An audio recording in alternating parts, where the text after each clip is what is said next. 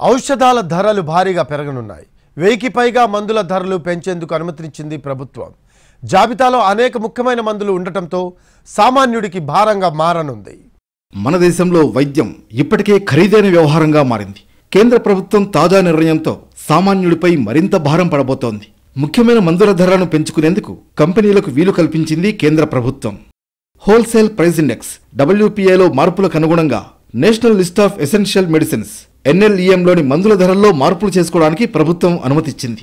కేంద్రం జారీ చేసిన జాబితాలో 1000 వరకు ఫార్ములేషన్ ఔషధాలు, 384 మందులు ఉన్నాయి. ఈ మందుల ధరలను 10% పైగా పెంచుకోవడానికి అనుమతిచ్చింది కేంద్ర ప్రభుత్వం. అంటే ఔషధాలు ఉత్పత్తి సంస్థలు వీటి ధరలను పెంచాలంటే ప్రభుత్వం నుంచి ఎలాంటి ముందస్తు అనుమతి తీసుకోవాల్సిన అవసరం లేదు. ఈ లిస్టులో సాధారణంగా వాడే పారాసిటమాల్, పెయిన్ కిల్లర్లు, యాంటీబయాటిక్స్ వంటి ముఖ్యమైన మందుల దగ్గర నుంచి రక్తహీనత నివారణకు వాడే మందులు, విటమిన్లు, మినరళ్ల capsules, oral rehydration solution ORS వంటి దాదాపు అన్ని రకాల మందులు ఉన్నాయి. కరోనా చికిత్సకు వాడే మందులు, స్టెరాయిడ్స్ కు కూడా జాబితాలో చోటు దక్కింది. పలు వ్యాక్సిన్ల వరకు ధరలు పెరగనున్నాయి. మొత్తానికి కేంద్రం తాజా నిర్ణయం వల్ల జనంపై భారం పెరగబోతోంది.